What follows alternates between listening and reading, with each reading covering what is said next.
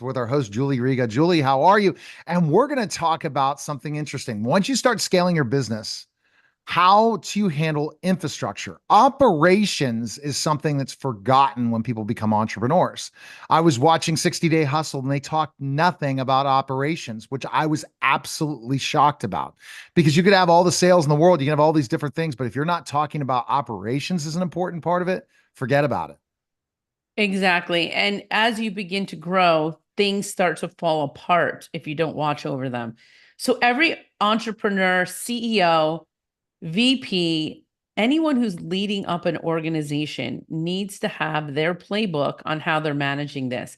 They need to be stepping in as the leader of that department and putting in measures to create accountability with their teams. And the best way I know how to do that is to bring the team in early for them to create strategy sessions around what they're doing, helping the employees get into those conversations early. Getting your employees into these strategy conversations, allowing them to take ownership is going to bring your company and your leadership to the next level because we want accountable team members that are excited about what they're doing. Absolutely. Being excited, such an important part of the process because if you're not involving them, even if they are freelancers, that you want them to stay on long term with you and potentially go to employee status, you have to give them a vision to the company. I was having a conversation with one of my team this week. I said, "Well, how long do you think you'll stay?" Because it's always the problem, especially if you're hiring people and they're hourly. You don't know if they're going to leave. What's long term? He says, "Well, I can give you about 2 years." I said, "Well, hopefully in 2 years." I can give you much, much more. And I've envisioned this, this, and this for you in the company. And you have to have that vision. A lot of people think, okay, I've finally hired my team. Now I don't have to work as much. That's incorrect. You work even more.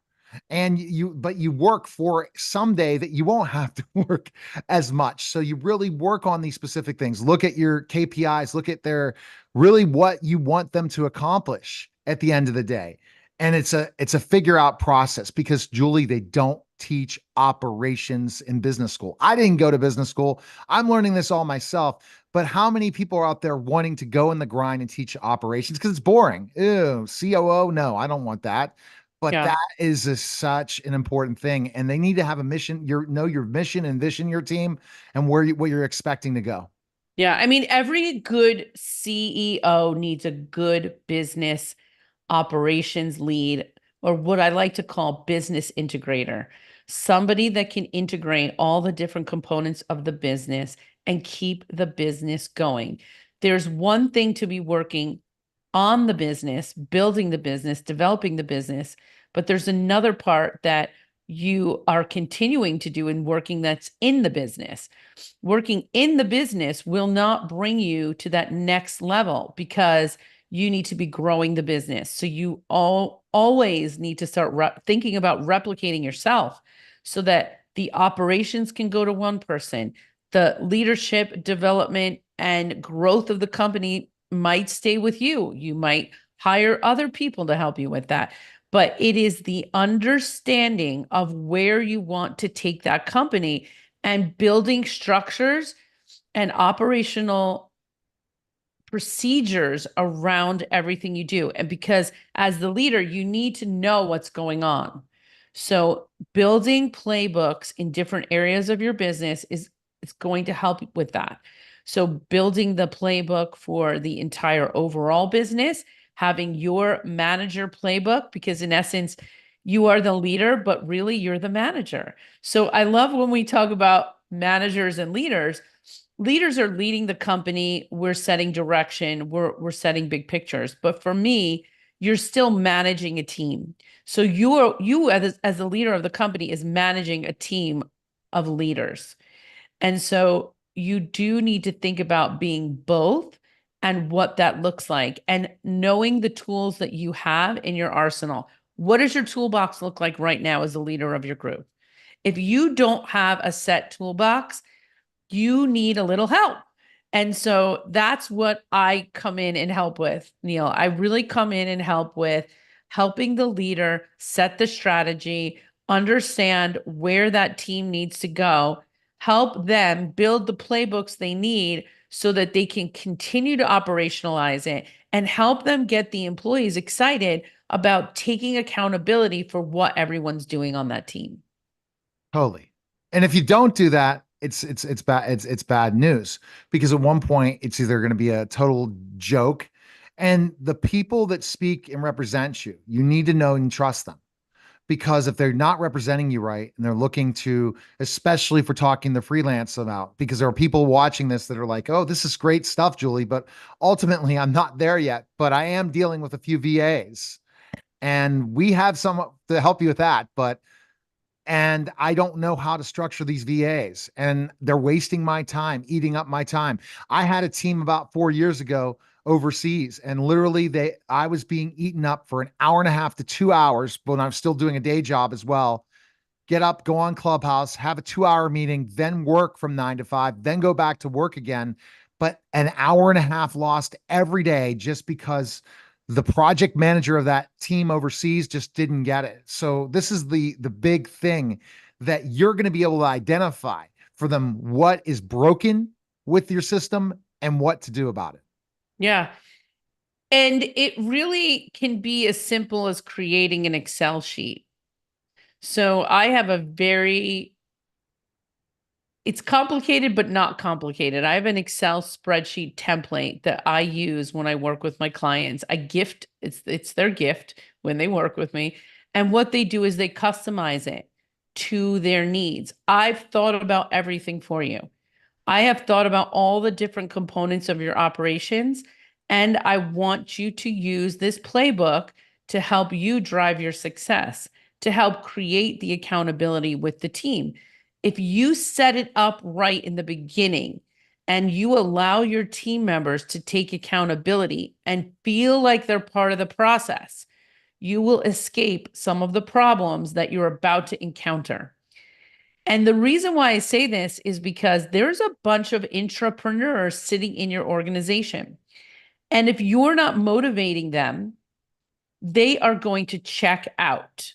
So help them get involved in the strategy. That's stuff that they love to do. Help them get involved in the creating of things. They love to do that. If we understand our employees and where they get their motivation, we will find that our team works better because people will be doing more of what they like to do. And that brings them energy. We want to look at the team members, what gives them energy, what doesn't give them energy, and help them take on the responsibilities that bring them energy, because you as a leader are going to benefit from them working on things that bring them energy. And I think a lot of leaders just want them to, put their heads down and work, but the quality of the work isn't there. The accountability isn't there. So let's start thinking differently on how to motivate these teams. Totally. And if we do, game on.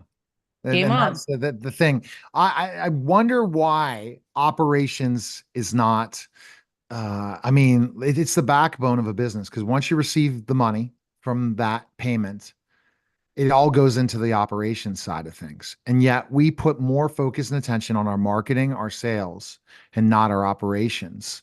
Do you think it's because it's not exciting?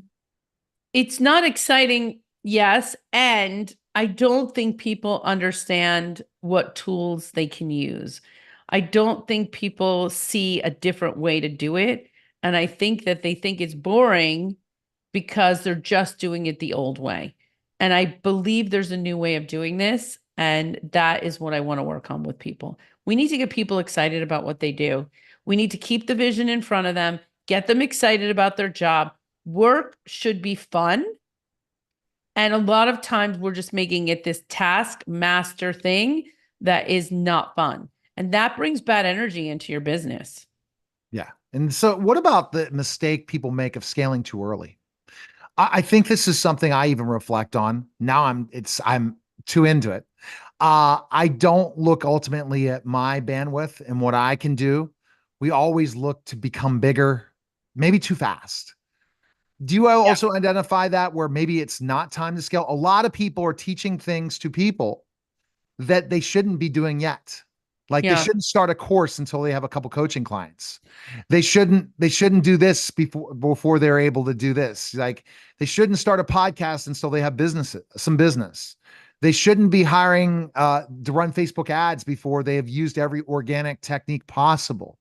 A lot of people jump to things Yes. before they're ready. Right. Well, and then that's because they're not getting advisors or coaches or consultants to help them. And so if you want to just spend your money and just waste it, then that is a choice that you can make. But you can also make a choice to get somebody in that is an expert to help you. I don't advise people to just jump into things. I've wasted a lot of time on coaches. You too, Neil, I'm sure. Getting coached, finding people, getting this coach, getting that coach, but really what the most important thing is that we understand where we want to take our business and how we want to grow it and us being ready as the leader to hold that space. So knowing that you're going to scale, you need to have a system in place before you start to scale. And so by working with somebody like me, I understand what you're going to need as you grow and scale that business, how you're going to operationalize it, but don't do it before you have the container, before you can hold the space of that. Because what's going to happen is you're going to piss off your clients That's and you're true. not going to be able to deliver what Right. they need. And so many people, when they scale too fast, and that's the thing Alex Ramosi talks about is have a sense of scarcity. You have, here's your number of when you are full. And because if you take on too much too fast, you're going to have a lot of churn You're and going to you're get going a to have bad your, reputation. You're going to so get a it bad depends. It reputation. depends on, I don't know about reputation as much as churn because a lot of people are going to say, okay, you didn't get the result, but you did the work. And then, but if you would have put more time in, but yes, you will get a bad reputation too, but it just all depends. But churn means that other clients that you've currently had for a long time, you're not giving that one-on-one attention to as much, or that TLC while you're working on these new clients, trying to figure all this stuff out because you didn't. I've seen it. It's been there, done it. Have a t-shirt to prove it. Go ahead. Well, and then you're trying to build the new clients and you're losing the old clients because they're Yeah, like, okay, it's again the whole LTV, lifetime yeah, value of your client. And if you what's your LTV? If you're not hearing your coaches telling you these things, then just go listen to acquisition.com right now.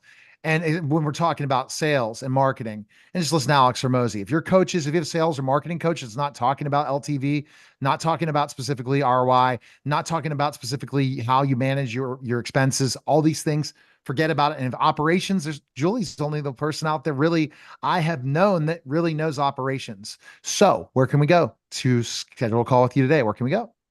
julieriga.com or hit me up on LinkedIn. Thanks, everyone. All right. That special simulcast, Neil Haley show in the Stay on Course